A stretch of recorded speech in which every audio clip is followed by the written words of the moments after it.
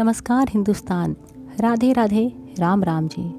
मैं अर्चना फिर आ गई हूँ एक अच्छी सी और इंटरेस्टिंग सी स्टोरी लेके। स्टोरी टाइम विद अर्चना में आप सब के साथ। गर्मियों के दिन थे। एक शाम एक महाजन ने अपने घर पर बहुत बड़ी दावत रखी थी, जिसमें बहुत से लोग शामिल हुए। उसमें काफ़ी लोग पढ़े लिखे थे। भोजन के बाद चाय की चुस्कियाँ लेते हुए वे लोग तरह तरह के विषयों पर चर्चा कर रहे थे। तभी उनमें से कुछ लोग फांसी की सज़ा के बारे में चर्चा करने लगे। आसपास खड़े लोग एक दूसरे की बातें सुनते रहे और चर्चा में भाग लेते रहे। बातचीत में भाग लेने वाले प्राय सभी लोगों का कहना था कि किसी को फांसी की सज़ा नहीं दी जानी चाहिए, उम्र कैद ही सबसे बड़ी सज़ा होनी चाहिए। लेकिन महाजन इस बात से सहमत नहीं था। वह बोला, हालांकि मुझे ना तो मौत की सज़ा का अनुभव है और ना ही उम्र कैद का, फिर भी मैं बजाय उम्र कैद के मौत की सज़ा दिया जाना ज़्यादा ठीक समझता हूँ। मौत की सज़ा देने से आदमी तुरंत मर जाता है, जबकि उम्र कैद की सज़ा पाने वाला आदमी धीरे धीरे मरता है। एकदम मरने में तकलीफ़ कम होती है और धीरे धीरे मरने में तकलीफ़ ज़्यादा होती है। तकलीफ़ तो इन दोनों ही सज़ाओं में होती है। वहाँ खड़ा एक व्यक्ति बोला कि तकलीफ़ तो दोनों ही सज़ाओं में होती है और दोनों ही सज़ाओं को देने का उद्देश्य एक ही है, आदमी से उसका जीवन छीन लेना। कानून किसी भी आदमी से वह चीज़ नहीं ले सकता जो वह लौटा ना सके। वहाँ खड़े लोगों ने एक 25 वर्षीय वकील को देखा। वह वकील बोला, मौत की सज़ा और उम्र कैद की सज़ा दोनों ही उचित है, लेकिन अगर मुझे इनमें से कोई एक सज़ा चुननी हो तो मैं उम्र कैद को चुनूंगा। मरने से तो अच्छा यही है कि आदमी किसी भी तरह से कष्ट उठा के जिंदा रह सके। यह सुनकर महाजन जोश में बोला, यह गलत है।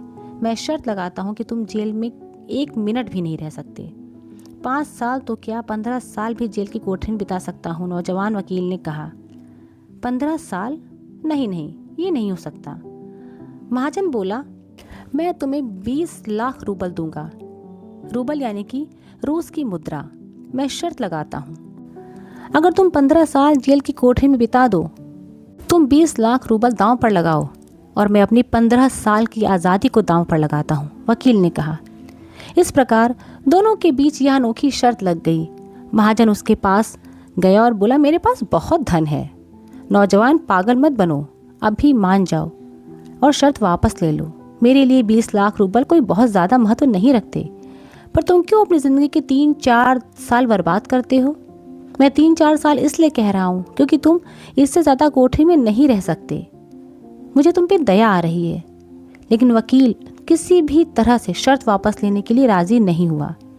तब यह निश्चय किया गया कि वह वकील महाजन के घर के बाहर वाले बाग की एक कोठरी में कैद रहेगा।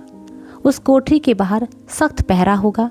शर्त के अनुसार वह ना तो कोठरी के बाहर जा सकता है और ना ही किसी से मिल सकता है और ना ही किसी से बात कर सकता है, लेकिन वह कोठरी में बैठा बैठा बाजा बजा सकता है, किताबें पढ़ सकता है और पत्र लिख सकता है। कोठरी में खिड़की थी। उस कैदी को जिस भी चीज़ की ज़रूरत हो वह उस चीज़ का नाम एक पर्ची पर लिखकर पर्ची को खिड़की से बाहर खड़े पहरेदार को दे सकता था। उसे वह चीज़ मिल सकती थी। उस नौजवान वकील ने अपनी कैद के पहले साल बहुत अकेलापन महसूस किया। वह बहुत दुखी भी हुआ। वह सारा दिन बाजा बजाता और कहानियों की किताबें पढ़ता रहता। कैद के दूसरे साल उसकी कोठरी से बाजी की आवाज़ आनी बंद हो गई। अब वह उच्च कोटि की पुस्तकें पढ़ने लगा। कैद के 5वें साल में वह फिर बाजा बजाकर अपना मन बहलाने लगा और समय बिताने लगा। वह खूब खाता पीता फिर सो जाता। कई बार वह कुछ बड़बड़ाने भी लगता और कई बार वह रात को उठकर बैठ जाता और कुछ लिखता रहता। फिर सुबह उस लिखे हुए को फाड़ देता। कई बार उसे रोते हुए भी देखा गया। कैद के 6ठे साल में वह नई नई भाषाएं सीखने लगा। वह दर्शन और इतिहास की किताबें पढ़ने लगा। 4 साल के भीतर वह 600 से अधिक किताबें पढ़ चुका था। कैद के 10वें साल में वह बाइबल मंगाकर पढ़ने लगा। महाजन को यह देखकर आश्चर्य हुआ कि कैदी ने 4 साल में 600 से अधिक किताबें पढ़ लीं, लेकिन एक बाइबल को पढ़ने में उसे पूरा 1 साल लग गया। कैद के आखिरी 2 सालों में उसने चिकित्सा शास्त्र और रसायन शास्त्र तथा विज्ञान की किताबें पढ़ीं। वह शेक्सपियर की रचनाएं भी पढ़ता रहा। आखिर उसकी रिहाई का दिन भी आ गया। उसकी रिहाई से 1 दिन पहले महाजन बहुत बेचैन हो गया और अपने कमरे में इधर उधर घूमता रहा। वह बहुत चिंता से ग्रसित था। वह सोच रहा था, अगली रात को 12 बजे इस आदमी की अपनी इच्छा से अपनाए के कैदी जीवन के 15 साल पूरे हो जाएंगे और वह शर्त जीत जाएगा। फिर इसे 20 लाख रुपए देने पड़ेंगे। इतना धन देकर तो मेरा दिवाला ही निकल जाएगा। 15 साल पहले तो मेरे पास बहुत धन था, लेकिन अब उतना धन नहीं है। ओह, यह शर्त मैंने क्यों लगाई? महाजन मन ही मन बुदबुदाया। वह कैदी अभी केवल 40 साल का है। वह शर्त जीतने के बाद मुझसे 20 लाख रुपए ले लेगा और आराम से ज़िंदगी बिताएगा। मैं भिखारी हो जाऊंगा और मुझे दर दर की ठोकरें खानी पड़ेंगी। अब तो इस हालात से बचने का एक ही उपाय है कि किसी तरह से वह कैदी मर जाए। घड़ी में रात के 3 बजे थे। महाजन के घर के सभी लोग गहरी नींद में सो रहे थे।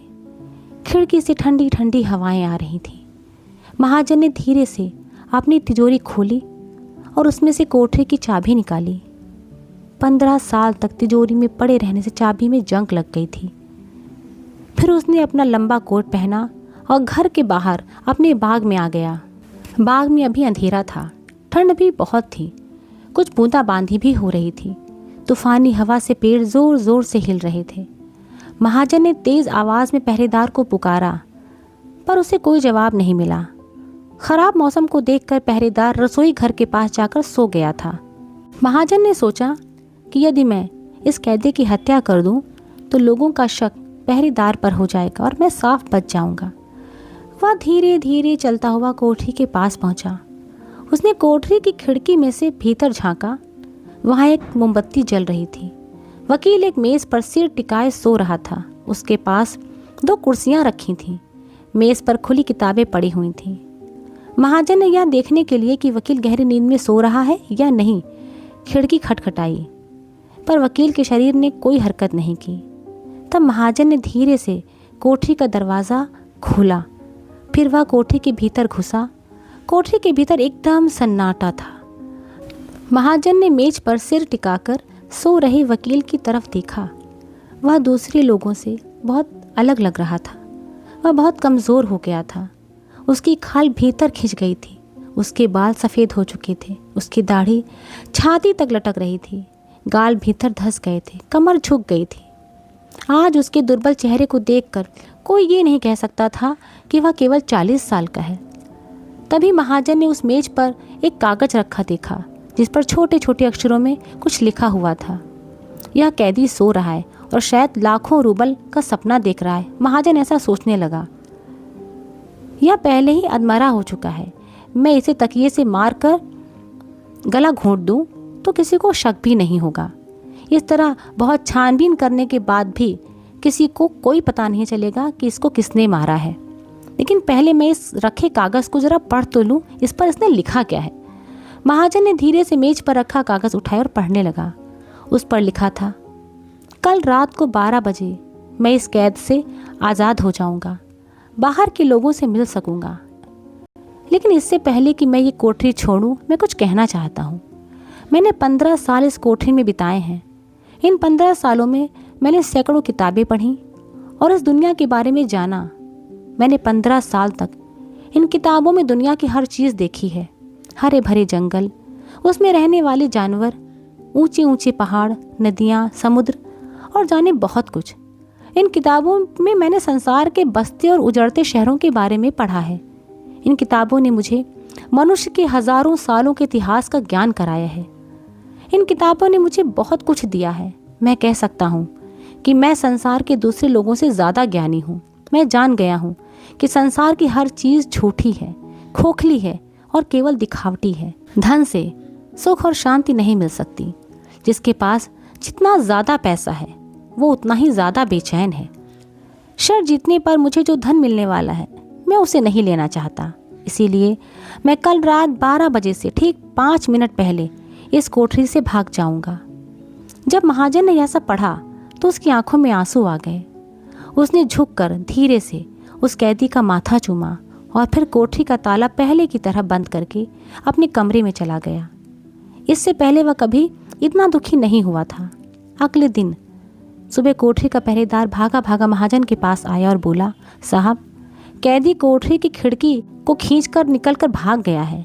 महाजन उसके साथ कोठरी में गया। कैदी वहाँ नहीं था। कोठरी में बाकी चीज़ें ज्यों की त्यों पड़ी थीं। महाजन ने चुपचाप मेज़ पर रखा कागज़ उठा लिया और कोठरी का ताला बंद करके अपने कमरे में आ गया और उस कैदी के बारे में सोचने लगा कि ज़िंदगी में अगर कुछ पाना है तो बस ज्ञान से बड़ा कोई धन नहीं है। तो ये कहानी आपको कैसी लगी प्लीज़ कमेंट ज़रूर कीजिए। स्वस्थ रहिए, मस्त रहिए, खुश रहिए और अर्चना को याद करते रहिए। Have a nice time.